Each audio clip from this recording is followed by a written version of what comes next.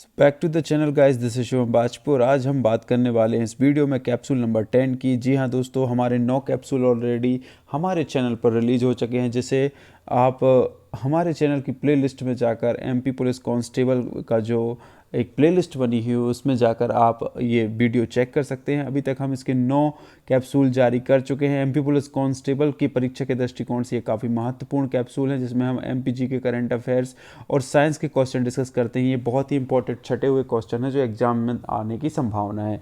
तो अभी तक आपने हमारे चैनल को लाइक, कमेंट, शेयर, सब्सक्राइब नहीं किया है तो उसको वो कर लीजिए। साथ ही बेल आइकन प्रेस कर लीजिए ताकि जब भी नया कैप्सूल या और कोई वीडियो अपलोड हो उसकी जानकारी आपको मिल सके। साथ ही अगर ये पीडीएफ आपको चाहिए तो हमारे व्हाट्सएप ग्रुप पे आप जुड़ सकते हैं, जहाँ से आपको ये पीडीएफ प्राप्त हो जाएगी। आप कमेंट सेक्शन में जाके हमें बता सकता है कि आपको हमारे व्हाट्सएप ग्रुप में जुड़ना है। तो चलिए वीडियो को शुरू करते हैं। पहला क्वेश्चन लेते हैं। यहाँ पर पहला क्वेश्चन है कि मध्य प्रदेश विधानसभा के नए स्पीकर कौन बनाए गए हैं? तो गिरीश गौतम को मध्य प्रदेश विधानसभा का नया स्पीकर बनाया गया है। रामायण कला संग्रहालय मध्य प्रदेश में कहाँ स्थित है? तो ओरछा, जो कि अब निवाड़ी जिले में पड़ता है, वहाँ पर रामायण कला संग्रहालय मौजूद है। क्वेश्चन नंबर 3, मध्य प्रदेश के पुराने विधानसभा भवन को किस नाम से जाना जाता था? तो मध्य प्रदेश विधानसभा भवन को मिंटो हॉल के नाम से जाना जाता था। लोक कथाओं में वर्णित आला उदल किसके सेनापति थे? तो परमार्दी देव चंदेल के ये सेनापति थे। आचार्य ओशो, आशुतोष राणा, सुधीर मिश्रा। आचार्य ओशो के बारे में आप जानते ही हैं। आशुतोष राणा जो कि एक फिल्म एक्टर हैं। सुधीर मिश्रा जो एक फिल्म डायरेक्टर है, जिन्होंने रंग रसिया जैसी फिल्मों का डायरेक्शन किया है। इन्होंने मध्य प्रदेश के किस विश्वविद्यालय से अध्ययन कार्य किया? तो डॉक्टर हरिशंकर गौरव यूनिवर्सिटी से इन सभी महान हस्तियों ने अपना अध्ययन कार्य किया हुआ है। मध्य प्रदेश का प्रथम चिकित्सा महाविद्यालय कहाँ पर खोला गया है? तो ये ग्वालियर में खोला गया है। मध्य प्रदेश का प्रथम दंत चिकित्सा महाविद्यालय कहाँ पर स्थापित किया गया है? तो ये इंदौर में स्थापित किया गया है। इसमें सर्वाधिक कहाँ से, मध्य प्रदेश में कहाँ से सर्वाधिक समाचार पत्र प्रकाशित होते हैं? तो वो भोपाल से प्रकाशित होते हैं। ये थोड़ा मिसप्रिंट हो गया, उसको ठीक कर लीजिएगा। मध्य प्रदेश में दूरसंचार सेवाओं की शुरुआत कब हुई? तो 1974 से मध्य प्रदेश में दूरसंचार सेवाओं की शुरुआत हुई। जयाजी प्रताप क्यों प्रसिद्ध हैं? तो मध्य प्रदेश का पहला साप्ताहिक पत्र था जयाजी प्रताप पत्र। ओके, उसके बाद मध्य प्रदेश में झरोखा नामक बाल पत्रिका का प्रकाशन कहाँ से होता है? तो भोपाल से झरोखा नामक बाल पत्रिका का प्रकाशन होता है। वसुधा नामक पत्रिका का प्रकाशन मध्य प्रदेश में कहाँ से होता है? तो जबलपुर से वसुधा का प्रकाशन होता है।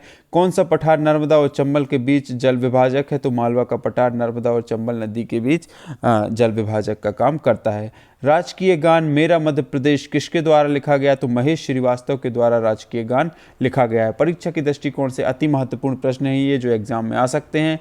कोई भी कैप्सूल वीडियो आप छोड़ेगा मत। कम से कम अपना 10 मिनट का समय देकर आप यहाँ पे 50 क्वेश्चन तैयार कर सकते हैं। तो हर एक वीडियो आपकी परीक्षा के दृष्टिकोण से आपके लिए बहुत इंपॉर्टेंट है। तो वीडियो में लास्ट तक जरूर बनिएगा। साथ ही यहाँ तक आप वीडियो देख रहे हैं तो वीडियो को लाइक करना भी ना भूलिएगा। क्वेश्चन नंबर 15 की हम बात करते हैं कि रतिदेव की कीर्ति या शापित नदी किसके उपनाम है? तो चंबल नदी को हम रतिदेव की कीर्ति या शापित नदी भी कहते हैं। परीक्षा में वही पूछा जाता है जो आपने कभी सुना नहीं होता है, तो उससे पहले आप सुन सकते हैं एसबी स्टूडियो के माध्यम से। एसआई पद्धति में लेंस की शक्ति की इकाई क्या है? तो डायोप्टर जो है लेंस की शक्ति को नापने की इकाई होती है, जो कि एसआई पद्धति होती है। चलती हुई बस अचानक जब ब्रेक लगाती है तो उसमें बैठे यात्री आगे की दिशा में गिरते हैं। इसको किसके द्वारा समझाया जा सकता है? तो ये न्यूटन का पहला नियम है, या ये जड़त्व का पहला नियम है। और न्यूटन का पहला नियम ये कहता है कि जो वस्तु जिस अवस्था में होती है उसी अवस्था में रहना चाहती है जब तक उस पर किसी भी प्रकार का बाह्य बल ना लगाया जाता हो। तो ये न्यूटन फर्स्ट लॉ है। तो ये इसे हम जड़त्व का नियम कहते हैं कि कोई चीज़ जहाँ रखी है तो वहीं जड़त्व, जड़ के समान वहीं पे जड़ हो गई है। जब तक उस पर हम बाह्य बल नहीं लगाते हैं तो वो कहीं नहीं जाती है। तो उसी प्रकार से ये हमारा होता है कि बस में अगर हम ब्रेक लगाते हैं तो हम आगे की ओर धक्का खाते हैं, तो वो ही है कि जड़त्व का नियम है वो। इसको आपको याद रखना है। साइंस का ये क्वेश्चन है।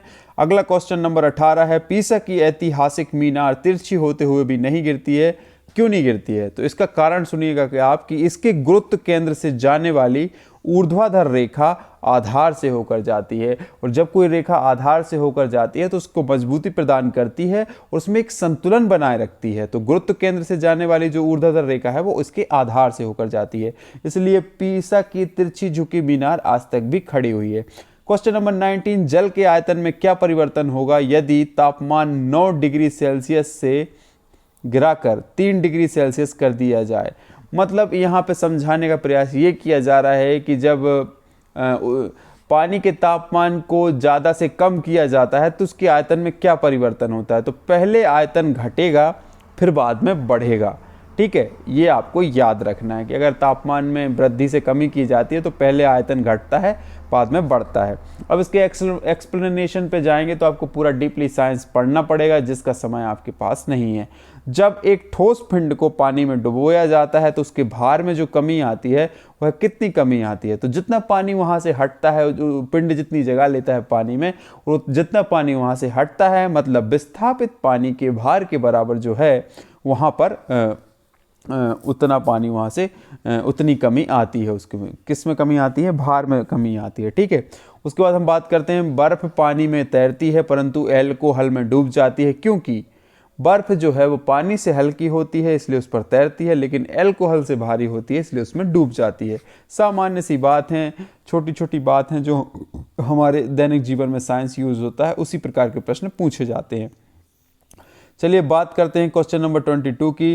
प्रकाश वोल्टीय सेल के प्रयोग से सौर ऊर्जा का रूपांतरण करने में किसका उत्पादन होता है? तो प्रकाश वोल्टीय सेल जो होता है उसका सौर ऊर्जा में जब हम रूपांतरण करते हैं तो कौन सी ऊर्जा का उपयोग उत्पादन होता है? तो विद्युत ऊर्जा का उत्पादन वहाँ पे होता है।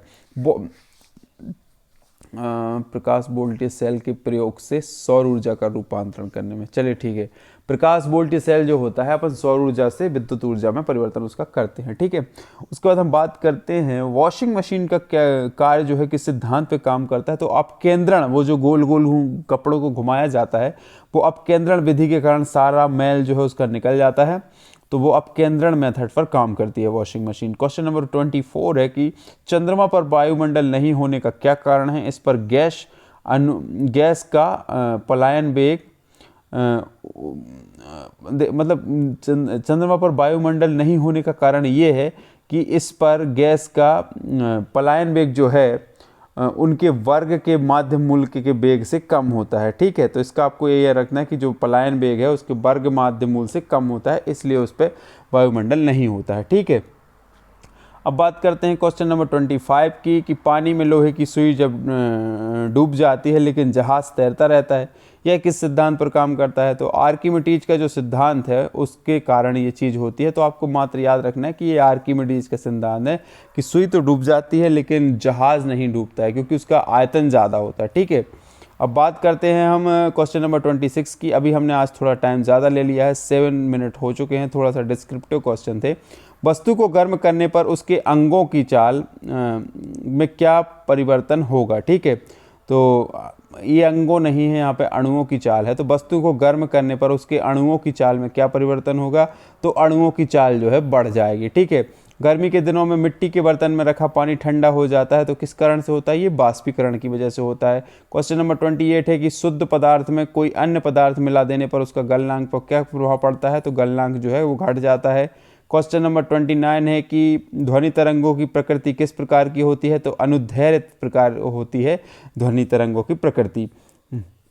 पास आती हुई रेलगाड़ी की सीटी की आवृत्ति तीक्ष्णता बढ़ती जाती है, ऐसा किस कारण से होता है? तो डॉपलर इफेक्ट की वजह से ऐसा होता है कि जब रेलगाड़ी जितने पास आती जाती है तो उसकी आवृत्ति फ्रिक्वेंसी और उसकी तीक्ष्णता जो है वो बढ़ती जाती है। तो अपन को इफेक्ट याद रखना है कि ये डॉपलर इफेक्ट की वजह से होता है। मस्तिष्क का सर्वाधिक विकसित भाग कौन सा कहलाता है? तो सेरिब्रम जो है मस्तिष्क का सर्वाधिक विकसित भाग होता है। मस्तिष्क से निकलने वाली कपाल तंत्रिकाओं की कुल संख्या कितनी होती है? तो 12 जोड़ी होती है। मानव कपाल में कुल कितनी अस्थियां होती हैं? तो कुल 8 अस्थियां होती हैं। श्वेत प्रकाश का अपने विभिन्न रंगों में अलग होने की क्रिया को क्या कहते हैं? तो वर्ण विक्षेपण कहलाता है। रासायनिक ऊर्जा को विद्युत ऊर्जा में रूपांतरण निम्नवत होता है। तो इलेक्ट्रोलिसिस द्वारा जो होता है ये रासायनिक ऊर्जा विद्युत ऊर्जा में परिवर्तित हो जाती है। जेट इंजन का आविष्कार किसने किया था? तो फ्रैंक विंटले ने इसका आविष्कार किया था। यदि किसी चलती हुई वस्तु के वेग को दुगना कर दिया जाए तो क्या होगा? तो उसकी गतिज ऊर्जा जो है 4 गुना हो जाती है। ठीक है, उसके बाद हम बात करते हैं क्वेश्चन नंबर 38 की कि यूरेनियम विखंडन की सतत प्रक्रिया को जारी रखने के लिए किस कारण की जरूरत होती है? तो न्यूट्रॉन की ज़रूरत होती है। ठीक है, यूरेनियम विखंडन की सतत प्रक्रिया को जारी रखना है। तो चुंबक बनाने के लिए कौन सी मिश्र धातु का प्रयोग किया जाता है? तो एल्निको का उपयोग किया जाता है। राष्ट्रीय ध्वज की लंबाई और चौड़ाई का अनुपात कितना होता है? तो 3:2 होता है। स्वतंत्र भारत के राष्ट्रीय ध्वज का डिजाइन किसने बनाया था? तो पिंगाली वेंकैया ने इसका डिजाइन बनाया था। राष्ट्रीय विज्ञान दिवस कब मनाया जाता है? तो 28 फरवरी को राष्ट्रीय विज्ञान दिवस मनाया जाता है। किस प्रसिद्ध खिलाड़ी को ढींग एक्सप्रेस के नाम से जाना जाता है? तो हिमा दास, जो बहुत फास्ट रनर है इंडिया की, उनको अपन ढींग एक्सप्रेस के नाम से भी जानते हैं। शहद का प्रमुख घटक कौन सा होता है? तो शहद इतना ज़्यादा मीठा होता है, उसमें फ्रक्टोज होता है। प्रोटीन बनाने के लिए कितने अमीनो अम्ल की आवश्यकता होती है? तो 20 अमीनो अम्ल की आवश्यकता होती है प्रोटीन को बनाने के लिए। मानव शरीर में इन्फेक्शन रोकने के लिए कौन सा विटामिन मदद करता है? तो विटामिन ए से मानव शरीर में इन्फेक्शन रुक जाते हैं। गोबर पर उगने वाला कवक क्या कहलाते हैं? तो इनको कॉप्रोफिलास कहते हैं, जो गोबर पर उगने वाले कवक होते हैं, जैसे हम कुकरमुत्ता वगैरह भी बोलते हैं, जो बरसात के दिनों में उगते हैं। अश्रु गैस को किस नाम से जानते हैं? तो अमोनिया ही अश्रु गैस के नाम से जानी जाती है। न्यूक्लियर रिएक्टर में प्रयोग किया जाने वाले मंदक कौन सा है? तो ग्रेफाइट जो है न्यूक्लियर रिएक्टर में प्रयोग किया जाने वाला मंदक होता है। सूर्य का लगभग 70% भाग किससे बना है? तो हाइड्रोजन से बना है। यहाँ पे मेरे को एक क्वेश्चन में डाउट है कि अश्रु गैस को किस नाम से जानते हैं, ये अमोनिया ही है या नहीं, आप कमेंट करके बताइएगा। आप इसको सर्च कर लीजिएगा, ये आपके लिए होमवर्क है कि आप ये क्वेश्चन सही है, आंसर इसका सही है या गलत, थोड़ा बता दीजिएगा। तो चलिए, ये रहे आज के 50 क्वेश्चन।